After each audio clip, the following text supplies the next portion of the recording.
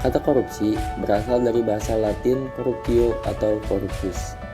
Henry Campbell Black dalam Black's Law Dictionary menjabarkan, korupsi adalah perbuatan yang dilakukan dengan maksud memberikan beberapa keuntungan yang bertentangan dengan tugas dan hak orang lain.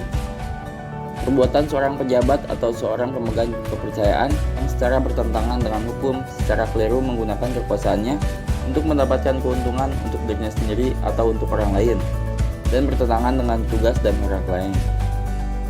Berdasarkan Undang-Undang Nomor 31 Tahun 1999, korupsi adalah tindakan setiap orang yang secara melawan hukum melakukan perbuatan memperkaya diri sendiri atau orang lain atau suatu korporasi yang dapat merugikan keuangan negara atau perekonomian negara.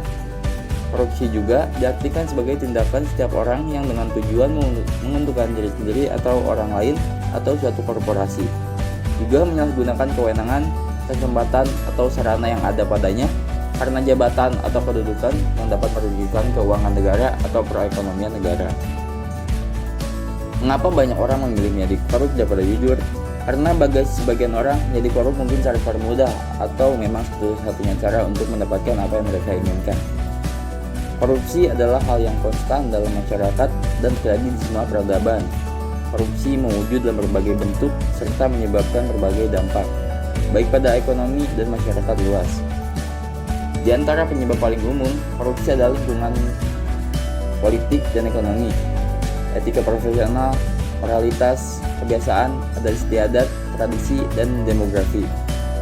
Korupsi menghambat pertumbuhan ekonomi dan memengaruhi operasi bisnis, lapangan kerja, dan investasi.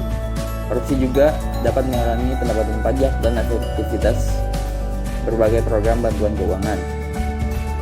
Tingginya tingkat korupsi pada masyarakat luas berdampak pada menurunnya kepercayaan terhadap hukum dan supremasi hukum.